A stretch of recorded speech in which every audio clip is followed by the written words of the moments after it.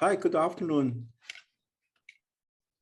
Hi, Dr. Ping. How are you? Thanks for having me today. You are welcome. You are welcome. And which city you are in? Which state? Oh, I live in Ware, New Hampshire, which is of course, we both are in the Eastern time zone. Right. Okay. And I love it so far. We moved here 2 years ago. Oh, right. And it's very spiritual state. They have a motto called "Live Free or Die." Oh, wow. I like that. I always follow freedom. Yeah. Come to America for freedom, come to New Hampshire for freedom. Yeah. Okay. So how about you share with us like your where you grew up and the experience you had during the Cultural Revolution? So, excuse me. So I'm like you, and I was born in Chengdu. Okay. Yeah, I was born in Chengdu, but I of course, my parents were illiterate, working class, poor. Okay. They work for state factories 6 days a week. And we live in this community housing, 8 families together, extremely poor living conditions, share one bathroom, one water faucet. Yeah. And I was in public, I call that government schools, from 7 to 12. When Cultural Revolution started, I was 2 years old. So I, of course, no school that time, and the country was totally, chaotic and violent, and it's very scary.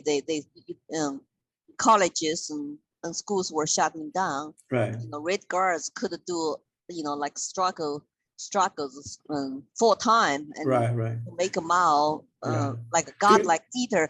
So by the time that when Cultural Revolution ended, I was 12. And but when Mao did the Cultural Revolution first few years, so that he used Red Guards and shut down schools doing his political campaign. But then later, when he sent the Red Guard to countryside to be re-educated by peasants, then the school reopened. So I got a chance to go to school, but I saw my 3 uncles, one aunt, and one aunt chose to stay home because she was the youngest. Okay. And the 3 other older uncles all were sent to countryside. 8 years, 10 years, and 12 years. Wow. That is such a tragic period. Like both I have 2 brothers and 2 sisters. They all went to the countryside. And so they really don't have a good education. What shocked me is that one young girl in my neighborhood went to countryside because Mao forced them to go, urban youth to be re-educated after he used the Red Guards to achieve godlike leader status, and he did not need them anymore because they were becoming very violent inside the cities. So he wanted to send them away, and this girl went to countryside just like my uncles did, and very excited, work for government. Then found out they, re-educational camp life was extremely difficult. They had to do hard manual labors and then do political study meetings at night. Could not even have enough food to eat. So this girl, I remember, she came home and crazy. So I went to her mom's apartment, and she was sitting there in the chair, blowing like bubbles from her mouth and very pale. And she was having some kind of spell to say, ghost, ghost. She keeps saying ghost, ghost, ghost in white clothes. And then the mom just feel helpless, did not know what to do. Said, something happened to her during those years of countryside, and she came home mentally collapsed and crazy. I never knew what happened to her, but she was just no longer a normal girl. Yeah. Do you remember, like, after Mao died,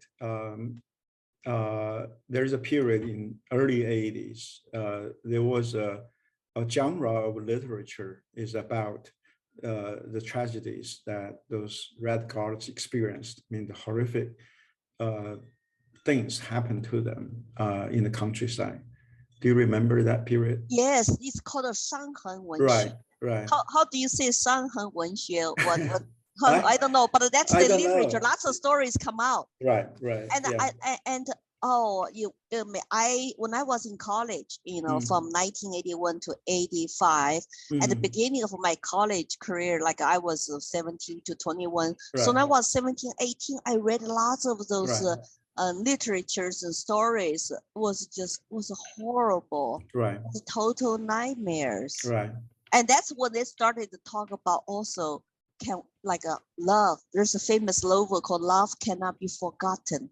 Talk about, people were oppressed for so long, not to date, not to have a chance to talk about romantic love for each other. Yeah. And I remember we started to discuss, can we talk about romantic love now? Right. And the people probably in America just could not comprehend. They couldn't understand that. That was the whole Cultural Revolution. Is in a way is kind of like a religious kind of like a cult, right? Yes, well, of course it was religion. We could not remember any other religion. We had to belong, and the temples and churches were closed down or burned down. Then the only religion you kind of like religion for you to believe, to promote to you to believe, or you must believe is communism. Right, and you have to believe, and you cannot doubt. You cannot say anything other than the party line. Remember that the 5 black classes and 5 red classes under Mao. So 5 black classes are under the oppressor group, and the 5 red classes are under oppressed. So if you do not believe communism, if you do not join Red Guard or Young Pioneers in schools, then you have this tremendous pressure to be categorized as a black class. So even though you might believe other religion, but you better keep it very quiet. You definitely don't want to say anything that you might get in trouble. Well, it's not politically correct. Even not politically correct for us to look pretty. I remember as a girl, I wanted to look pretty. I wanted to wear beautiful bright color clothing. No makeup, no beautiful clothes. Exactly. Just a few boring colors, and you supposed to kind of look. They want you to look like a boy, unisex, plain. And then dress up like a soldiers going to marches and to be like a Red Guard for Mao. You hold a little Mao's red book and chanting. That's our school. Exactly. So basically, you got green, you got gray. I think you also got some blue, and that's white, all and a white, of course. White with you can. So when you wear the red scarf, red and white, in the summer looks very sharp contrast. But we had to wear green. After joining Red Guard, we're supposed to wear green outside of white. Red Guard is green and with armband, and we also have the red scarf and. Right, yes. That's the red. I went through all that. Well, that time you definitely. There is no makeup. You cannot put lipsticks. If you do that, you'll be. No, that's the wrong lifestyle. That's a Western capitalist lifestyle. Will be condemned. Will not be politically correct. No makeup at all, and we were too poor. We could not even have enough food to eat. Who would think about like a lipstick? I know. Like we both lived through that period. That everything is rationed. I think meat for us is about 1 pound per person per month, something like that. Well, depends on your parents' positions. My parents were illiterate workers class. So we got not 1 pound per person per month. We got the meat and protein called a protein coupon. Is meat and eggs or everything together. Family of 5 in Chengdu that time is we got 2.8 pounds per month. Per month. I know. So my childhood memory most time just like my stomach was growling. I was hungry. Always hungry. I remember always hungry. Always hungry. I remember my parents' position inside the party or factory were so low, and we could not even get the milk. So my neighbor's position was higher inside the state factory. He got the milk, and when he was boiling milk, I would go to close to their door, just smell it, and that just make me drooling. You know, it's like I was so hungry. It's like, oh, warm milk in the winter would be just extravagant. Exactly. Yeah. So that people don't understand when they say communism is about workers' rule. Actually, no. It depends on if your parents are powerful, high official positions or not. We could not even keep our stomach full. Right. So it's a total lie. It's a utopian society it never came, you know. And then young people today, they don't know what they're supporting for when they talk about they want a more communist revolution, like Chicago protest group chanting yesterday, like they want the real solution is a communist revolution. Do they even know what the communists do? Real communists do once they take over a society? Right. They're gonna send those people to labor camps. Right. And any protesters will be locked up, disappeared, or even get killed. Yeah. It's like they don't know what they're asking for. They don't understand it. They don't understand once the communists took in power, that is a very cruel dictatorship. I think both of us. And they tell you how much you should eat, and where they have lots of supplies for themselves, their families. They're like basically the politically ruling class, about 1%, 2%, right? And no middle class. So remember in that time, no middle everybody class. was equally poor and enslaved and miserable. Right. That's all I remember my childhood memories. I think the party always keep reminding us that you guys are lucky because in the old society, you don't have anything to eat. Now you at least have something to eat. Do you remember that? Yeah. I remember that our indoctrination in the society, in school every day is that you should be grateful. You have something to eat. You were not starving to death. Even though we did not know until I did not know until I come to this country in America, I discovered the great famine, how many people truly died because of the party's central planning economical policies. But they lied to us. They said, 3 years natural disasters. And I also did not know, it's like an estimate 40 million people died. In Sichuan, lots of people died of starvation. Well, and they could not even go out to beg because without papers you cannot travel from one village to another village, beg for food to say, hey, papers. So they were eating like they were swapping their dead children's bodies to eat. It's like what do you call the cannibalism, right? Cannibalism. Cannibalism, yes. Cannibalism, And of course you don't know that story from the Chinese official government. There is a pretty sad story in my hometown. Like I was born in Luzhou. You know the famous. In Sichuan also, yes, I know. Yeah, famous actual liquor. Luzhou the Chinese, they call the Chinese white lightning liquor. It's good. It's good. Yeah, it's good. But, it's famous. Yes. I heard stories that people are eating white clay. I don't even heard that. So basically, you die from it, but you are so hungry, you want to have something to feel, feel full. So they eat white clay. But once you do that, you will die. Resort to that. I don't know if you tried the rats, but my uncle trying to trap rats inside of my grandma's community courtyard. But very quickly they ran out too. There's not much meat, but hey, if you're hungry, you want to eat it, like you said, anything, right? You eat everything. And also that when we run out of money, sometimes I'm the oldest child of 3. And my mom, dad will instruct me to say, we had nothing to eat today and go to field to find something green.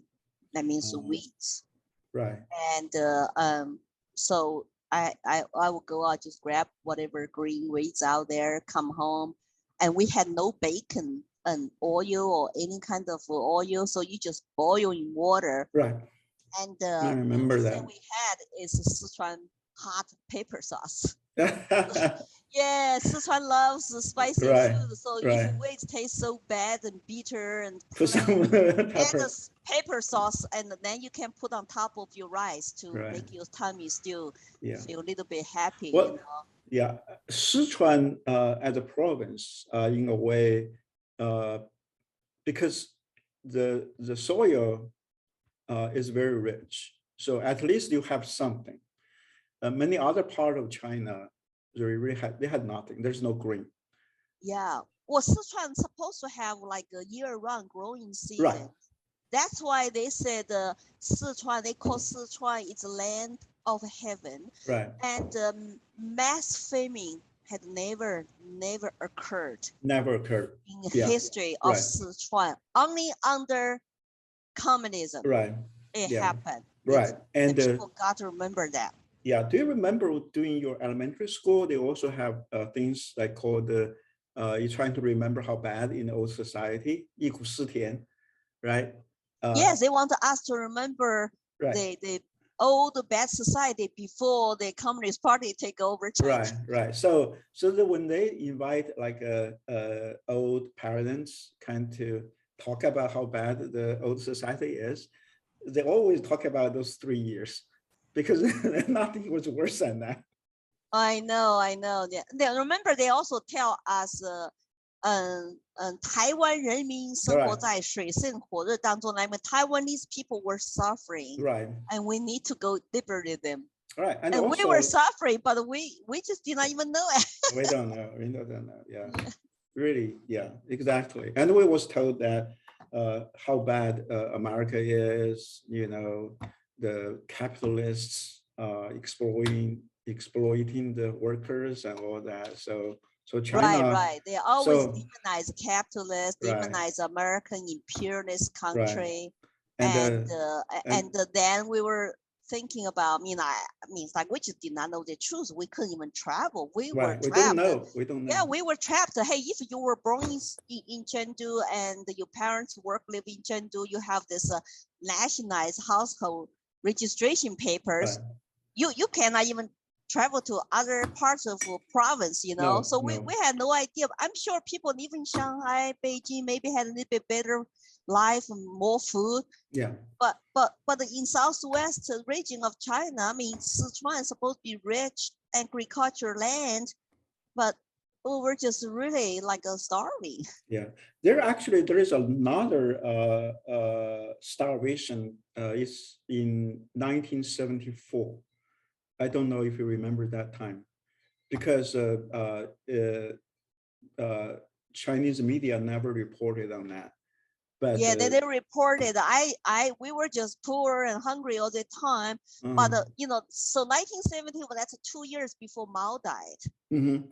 Yeah, I think that's why when Mao died, Deng Xiaoping took over and wanted to open up economy to do economic reform, because China's economy was just collapsing very fast. Bad.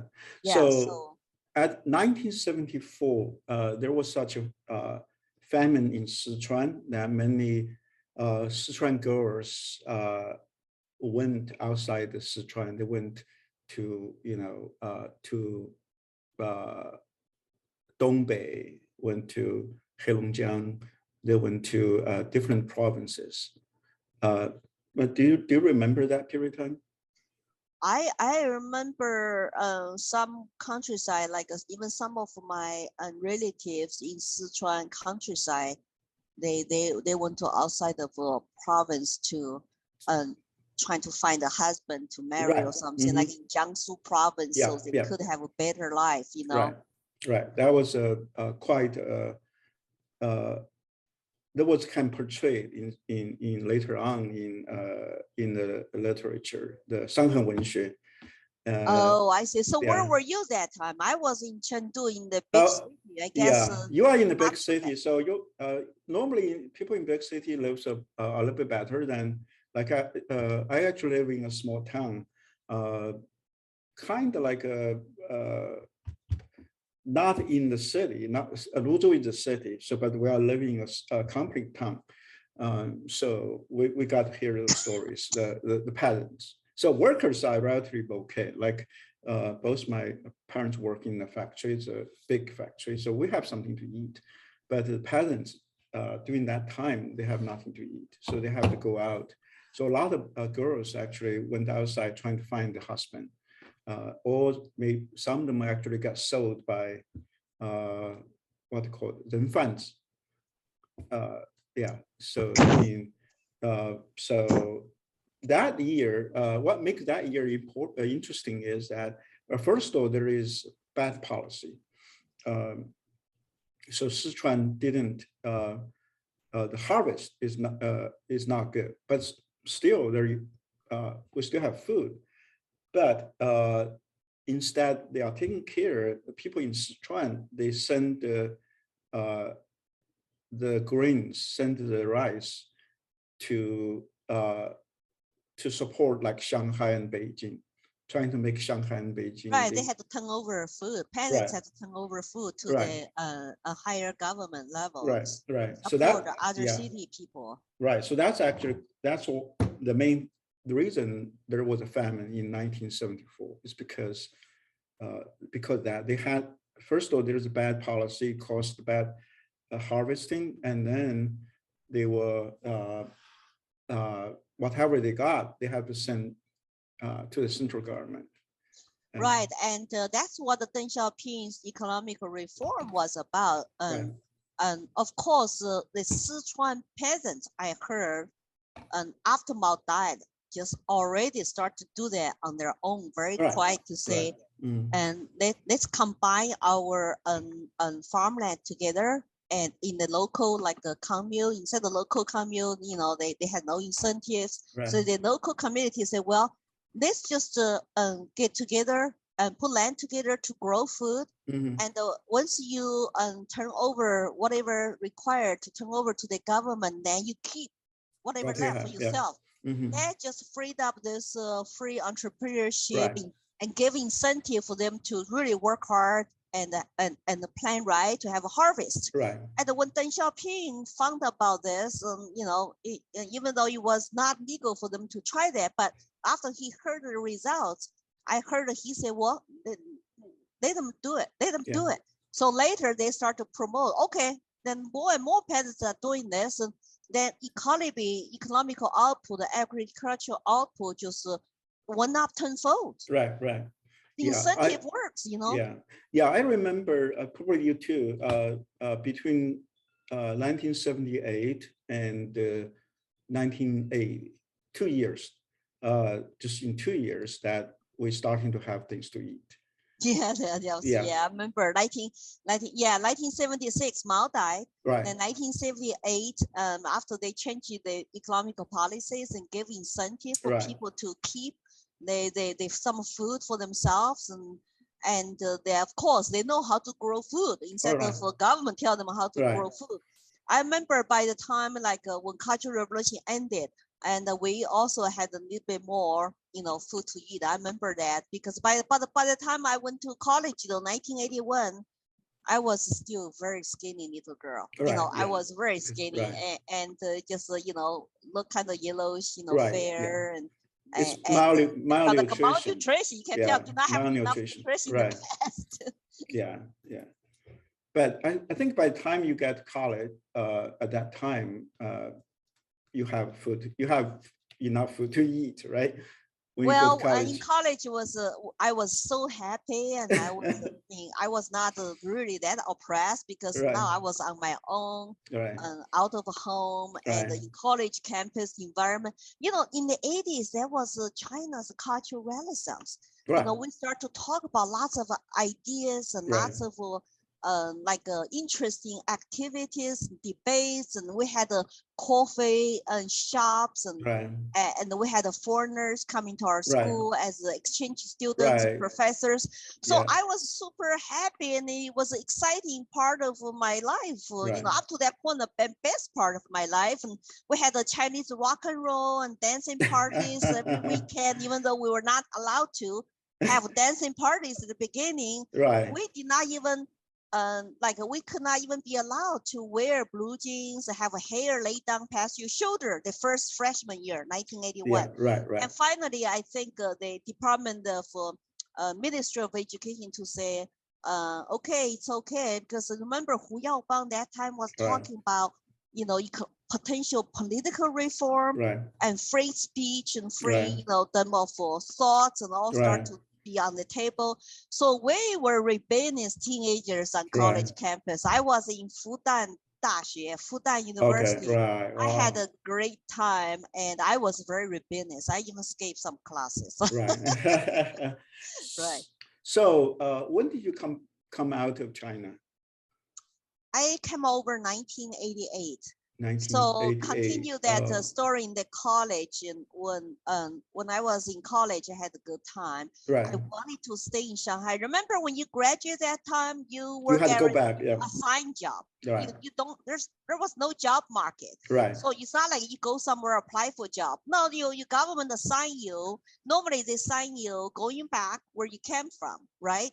And I'm supposed to go back to Sichuan where I come from to study law, but I wanted to stay in Shanghai because it was more westernized and more open, and more foreigners there. So I get to know some truths about outside of China.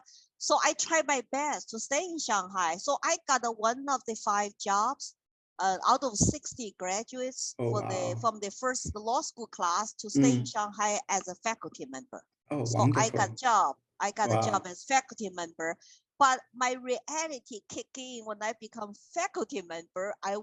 They told me you can no longer act like students because I was a faculty member in law school. I was required to join the Communist Party. Right. Loyalty test, right. And then I was told, you know, that you gotta teach what we want to teach. Right. So I was thinking the reason I went to law school to study law because I wanted to help so-called my motherland to become a rule of law society. I was very ambitious.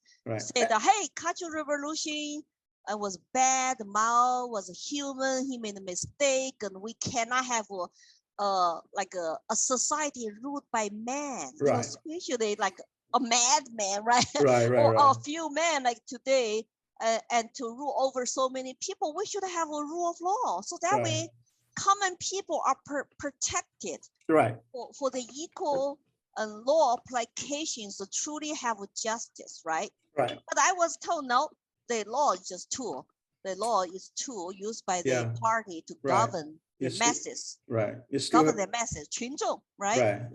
But still, the rule of the party is still the ultimate. That's how I realized I had to join the party. I had to say what they were. They want me to say that. The worst part to drive me out of China is they also would not allow me to have my personal freedom.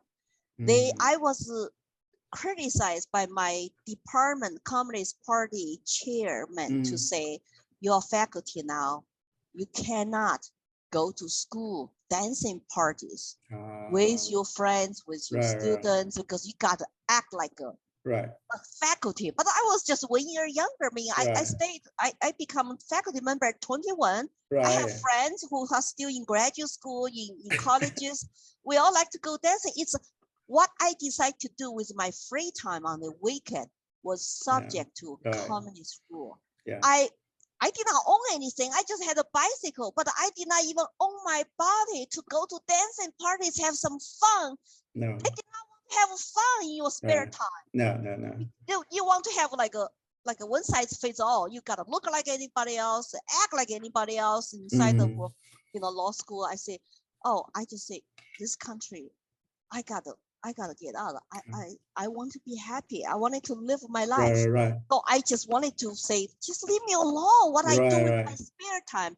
So that's when I started to think about this college student, exchange student from America told me about America, Declaration of Independence, you know, the Constitution. So I said, maybe I should try to go to America. That's when time was open. Remember, you could apply for graduate school. But the problem is that after I got accepted from the American sponsor and passed TOEFL, got accepted by University of Texas in Austin. Remember, you had to get a permission to leave. Oh yeah. Quit your job. That's not easy. That's not easy. If you don't get permission, they're gonna ask you pay back, right. pay back all those years education, all those years, like salaries. So I had to change my strategy to basically, saying Kumbaya again. Yes, I support the party. Right. Go to weekly political study meetings, and instead of sitting there quietly, look at my boss, silently. Now I have to say, well, I support policies of the party. Right. I say whatever I needed to get them to say, oh, I'm acting, correctly, Right. as a probational member for the party. So when I applied to say, can I please go to the United States to get my master's degree so I can serve the country? Yeah, you had to promise you'll come back. Yeah. Yes, on my own time, on my own dime. Right. And so after 2 years, kind of like buttered up and change the strategy, they allow me to leave, but they make me to sign agreement. Right. I don't know where that piece of paper is, but I signed the agreement. I must promise to go back to my job after my master's degree, or I will suffer 2 consequences. And number 1 consequence is that they're gonna kick me out of the party. Okay, that's no big deal for me. But the second one is they said, we're going to send you personnel file back to Chengdu, Sichuan. You know that, 人事档案回四川. So that means that I cannot go back to Shanghai to teach, to live. No. I must go back to Chengdu, where I was born and grew up, where my household registration was with my parents. I had to sign that too because I had no choice in order to leave China, to flee. So I just want to flee, right? So I finally signed it, and 7 trips to get my passport, 2 trips to get my US visa as a foreign student. And so 1988, May 11th, I showed up in Austin, Texas airport. Oh, wow. I was so happy. I was so skinny. I was 2 months before my 24th birthday. I knew I got to make it in this country. I really did not want to go back to China. No, definitely not. So I got to make it, right? Right. But I had $100. How I'm going to make it? I had no idea. Right. I'm going to see what happened. I mean, is that a miracle though? When I showed up the first night, I met my dean of the School of Social Work. She told me, I got a job for you. It's like, I don't know what to do. I don't know English. She said, I'm a research scientist. You just check the numbers, like make sure. I said, I can do that. Then I met my husband the first night. Right. Wow. And he was just single for years, waiting for miracle, I guess. And I showed up, we dated 18 months, then later, he proposed to me, and we got married when we both were in graduate school. Wow, that's so. He taught me English well. Right, definitely. English is wonderful. And so when the 1989, when the Tiananmen Square movement happened, you were still in grad school, right? Yes, I was in Austin, Texas, and we were raising money. We were all very upset and very, very angry what they did to the peaceful protesters. And so we tried to raise money. That's why lots of Chinese students, remember, stay in this country legally, because then the Bush gave the political refugee status to cover all the overseas mainland Chinese students. Right. And so I could legally stay here. And that's why later when I went back to China to visit, I did not have a hard time. No. Because 400,000 students got the same protection from the political refugee and status by Bush. Right. Once you get green card, their attitude will change. It's different. Yeah, you're no longer you have some but I did not use the political refugee status. Because I married to John, I just applied for permanent green card after the wedding. But but I had friends who were in Tiananmen Square, and they told me they all cried when the tanks come in, students died, and some, I don't know where they are today. They probably all left China for overseas. And they said that they lost completely hope for China, for their motherland, to become a more freer, more democratic country, or become a democracy from a dictatorship. Basically, so, that was the time the Chinese Communist Party made the statement that there's no way they are going to give up their one-party dictatorship. They can give you a little bit freedom on economic side of it, but not political side of it. Yeah, that's exactly right. Students were not asking to overthrow the party. They were asking for basically more transparent government. And they were asking for political reform so people can have their voices to be heard.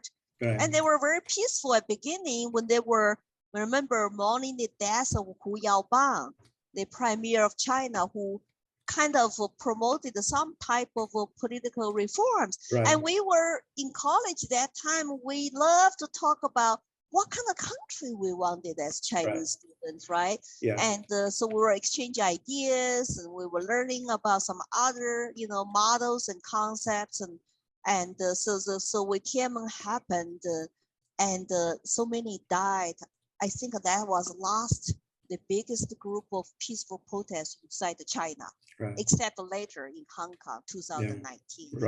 That's all. I mean, if you go to Tiananmen Square today, have any kind of protest not in line with government rhetorics, they're going to immediately arrest you. Oh, yeah, definitely. Protesters here don't understand. People are chanting, "We want the communists here."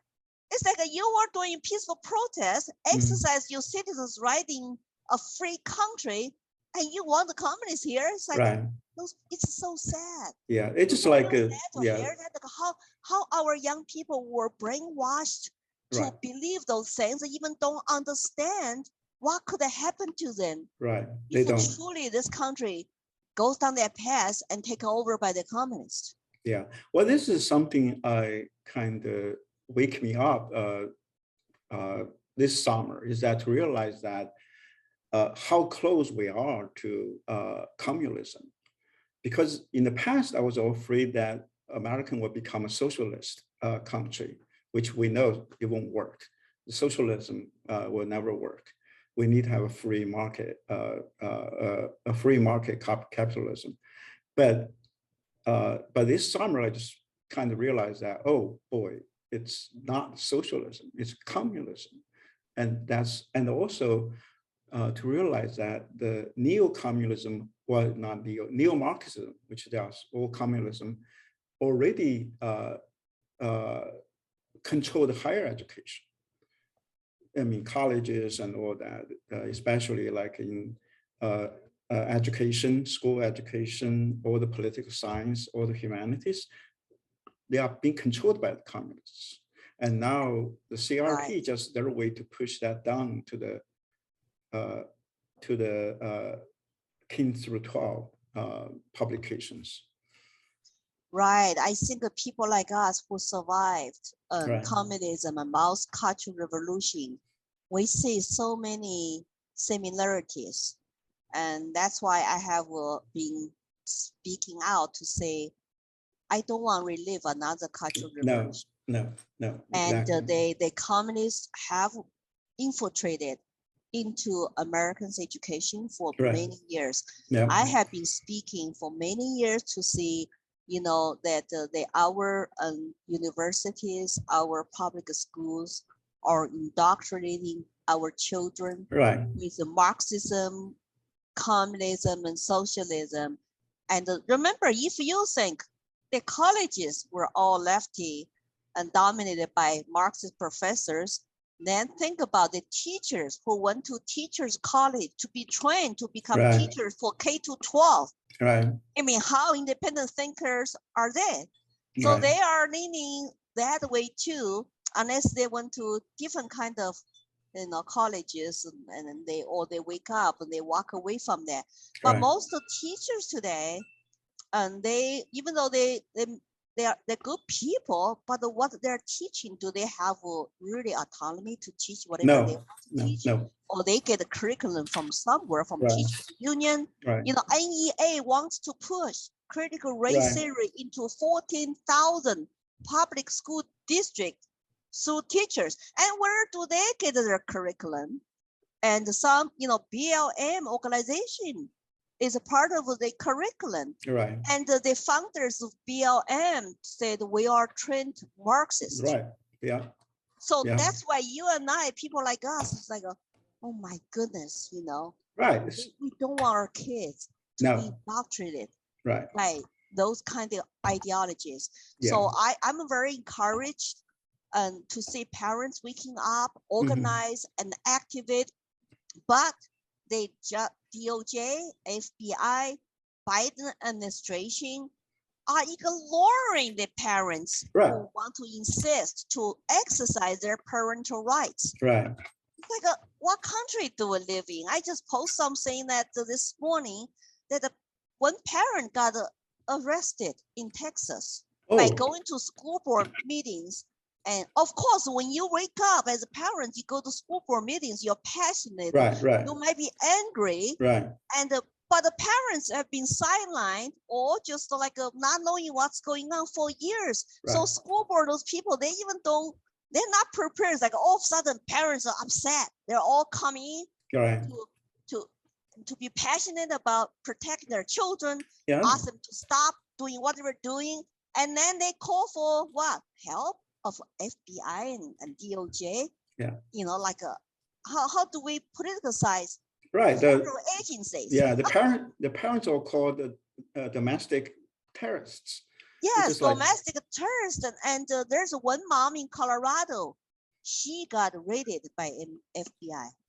Oh, she was homeschool mom. Maybe there's some other issues involved too. But I read an article that she was officially the first mom was raided by FBI. Oh, wow. And I don't know all the details, but and then there's are we going to see more and more parents really get arrested at the school board meetings? Wow. And the school board meetings, school board members were elected by voters. So maybe parents should realize now, maybe you have to run for a school board. Maybe engage young people to run for a school board. Then you organize and show up in large numbers and peacefully to present your case and stop what they're doing. Because school board has so much power that the parents have not realized for years, that they hire superintendents and they decide the school curriculum in New Hampshire. And they also decide the school policies on masks. And they have so much power, but the conservatives, lots of independent parents, they just really have not really be actively to pay attention to what's going on. It's very, very scary, but it's also encouraged to say people are waking up. Right. I think next year you'll see a lot of school boards will be turned over to the independent and the conservatives, because people are, like you said, the parents are waking up. And I hope so. Next year I will run for school board for my school district. Good for you. I have 3 children with my husband. We've been married happily for 31 years. We have 3 adult children, and 2 boys, 1 girl. Well, American dream, alive for them. Right. If we lose America, the shining city on the hill, the world will be a very dark place. Right. Yes, very much so. CCP has been infiltrated into Western democracy countries for years. And they are here.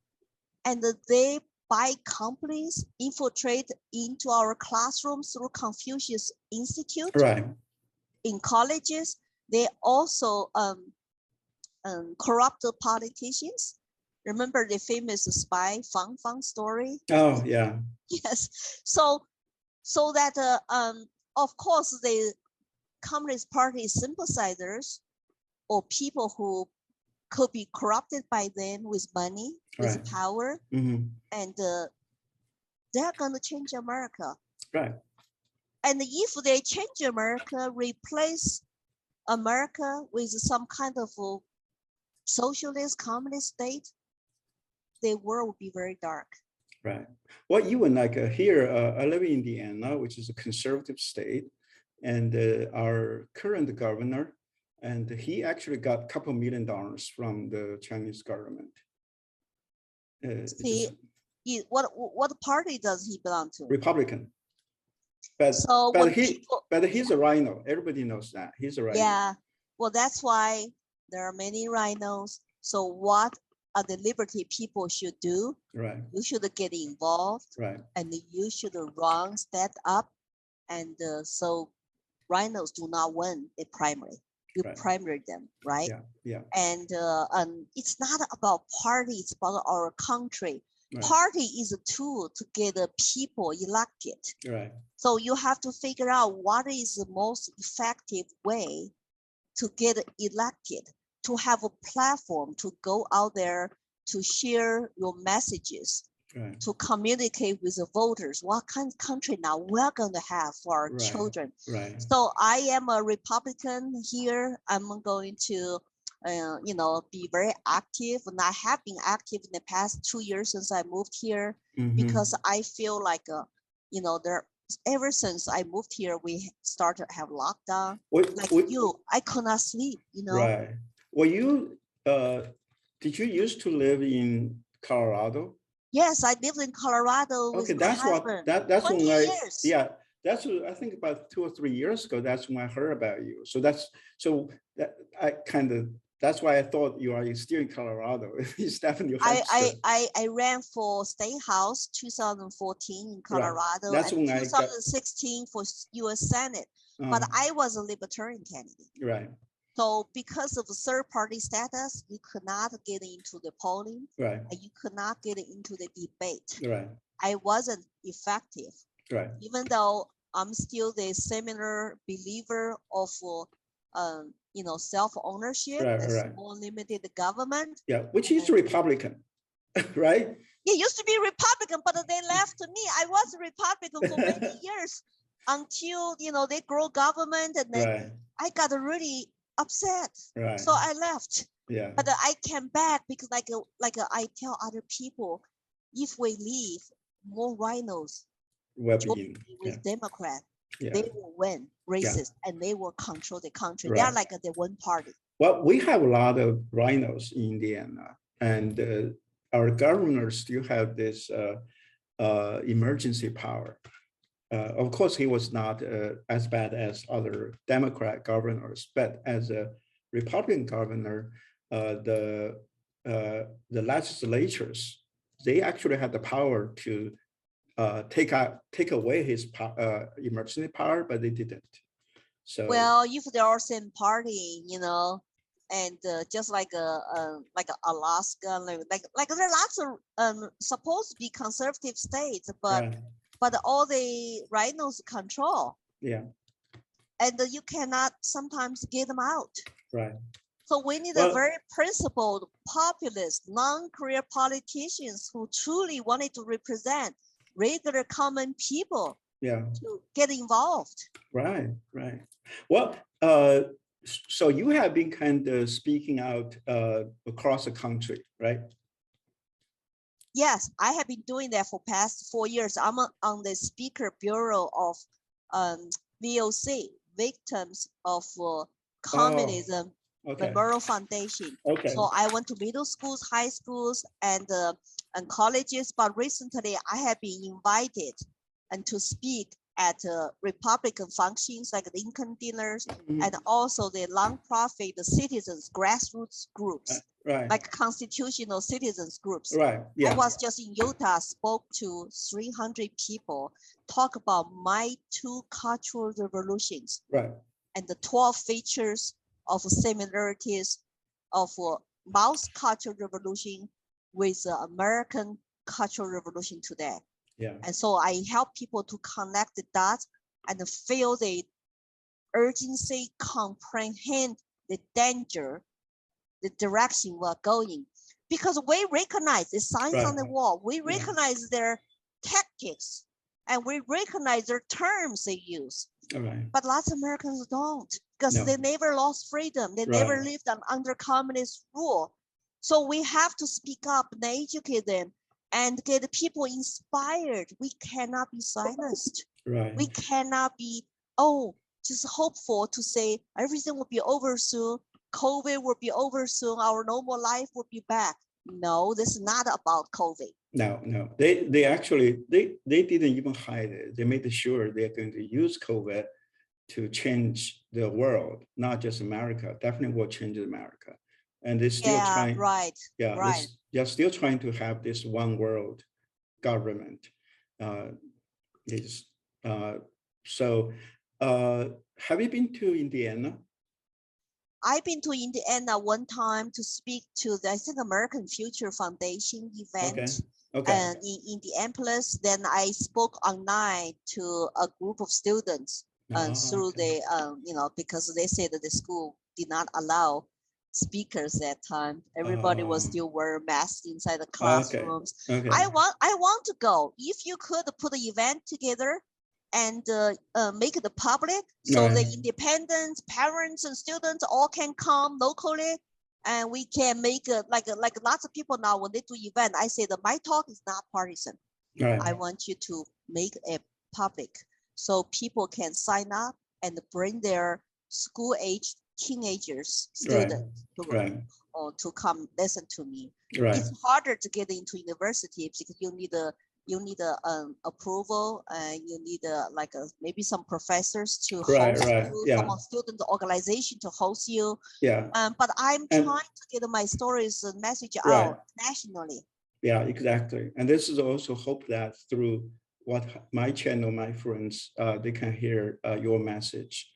And definitely, if we can have you over to Indiana, that'd be great. Yeah, people need to hear that. If you can find some local grassroots constitutional citizens groups, or even private school, charter schools, and private universities, and churches, I'm willing to go everywhere. There's nothing I will not do to save the country I love. I feel terrified to see what's going on. Yeah. Exactly. And people like you and me, we grew up in that system. We know how bad things were. And we really don't want to see our children, and especially our grandchildren. If we don't do it now, I think you and I both have the fear that America will be changed for the worse. Yes. Well, thank you for coming to my channel, YouTube channel, Lily Tan Williams, to tell you personal immigrant stories. And that's another thing. We are looking for immigrants like us who fled, totalitarian oppressive regime to tell their stories. We did an 8 weeks immigrant story series. And we need more immigrants. I think your channel, not only people from China, and also people from Russia and other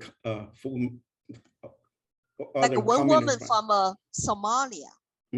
Yeah, and we will have a woman pretty soon from Cuba. That's good. And need people from a former Soviet Union, Venezuela, Cuba, and Poland, Romania, East Germany. We need all the immigrants to talk about that why they flee and why they come to America, and why they're worried today. We, as legal immigrants, need to defend our country now from this radical left taking over and controlling people and silencing people.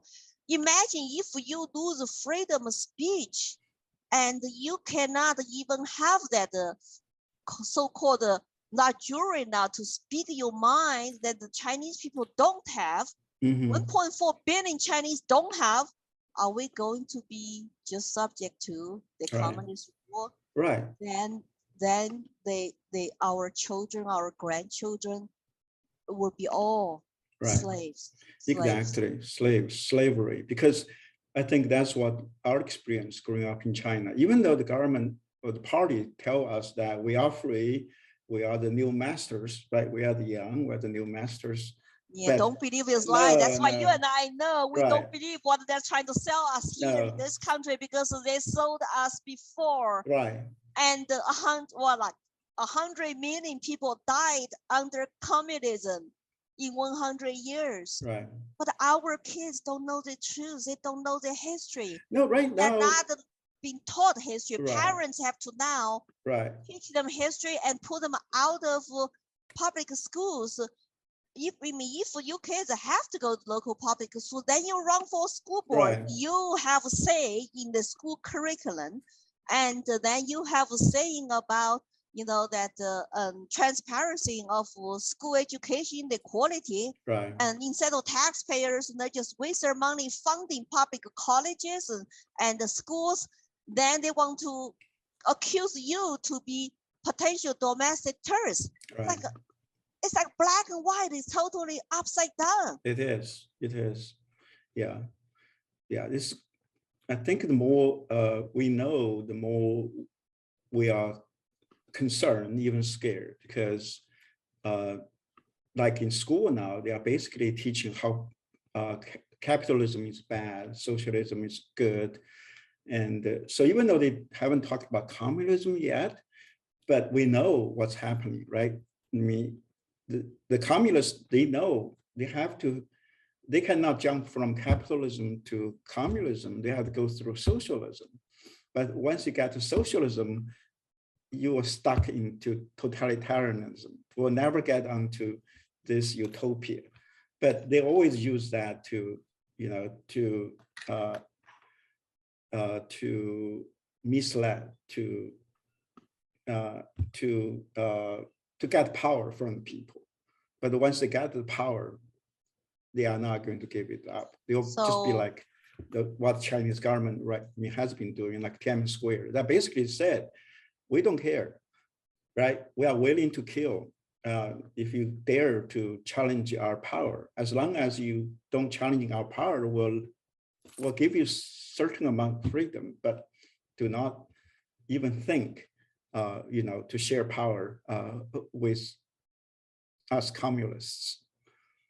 Well, that's why some Chinese, if they don't have something tragic happen to themselves, they're subject to daily propaganda of one party dictatorship in China who controls all the press, all the media.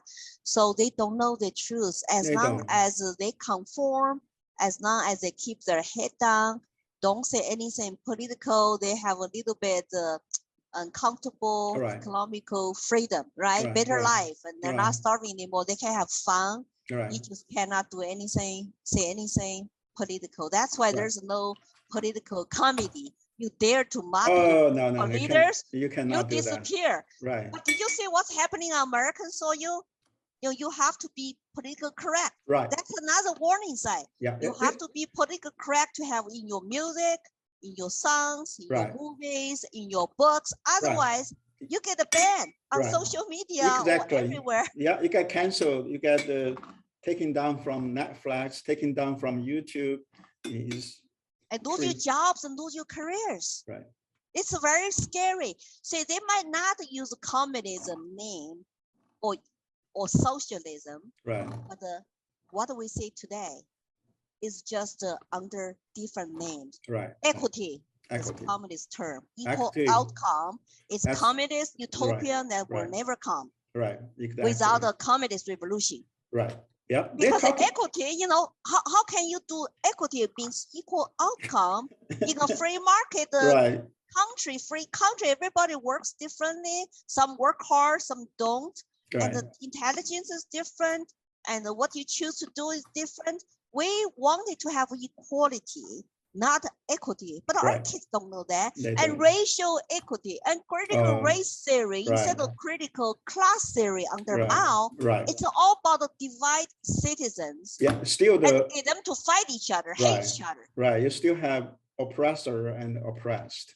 Yeah, it's still that. Yeah. Those are communist division. Right. So why we will say, oh, they're not communists?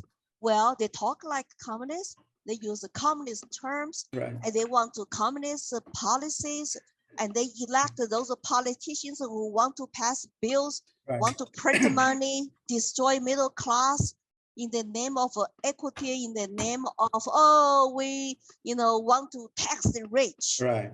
Rich are some kind of evil capitalists, especially white people today, white males. Yeah. They are racist. It's the same thing. Same Dr. thing. P, you and I heard before. Right. China. Yeah, exactly. Yeah. Well, thank you so much for the time for this interview. Yeah, I'm pretty sure we'll have more opportunities in the future to work together. And I hope so. I hope so. I truly believe we need immigrants like us to speak up, stand up, to defend our country. And we have no place to go. Right. If we lose America, lose our home here, I don't know where I will be. That's why I'm dedicated to the rest of my life. Exactly. To keep America as free as possible. Yeah, and for what you're doing too. Well, thank you. I think it's really our responsibility because we understand how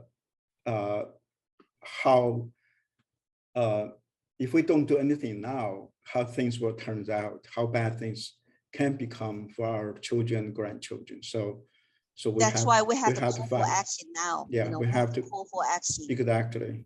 Yeah. Exactly. Yeah. Well, thank you so much. Well, it's good to talk with you, and Same nice here. to meet you online. Hope to meet you in person someday. Well, definitely. I hope that we can invite you over. My wife is also from, actually my wife from Chengdu, so. Oh, great. Hey, Sichuan people, we are the live free or die people, right? Yeah, Sichuan we are rebels. We are rebels. It's yeah, so famous. I hope to see you. So we'll hope you, if you come to East Coast and New Hampshire, and let me know too. But I travel around a lot to speak, and I feel truly this is my duty, my calling. And America has given me so much. Oh, yeah. And I love my new country. Right. And we have to defend it now before it's too late. Exactly. Exactly. Well, thank you so much. Well, you have a great Thanksgiving. Yeah, you too. You too. Bye. Bye-bye. Bye.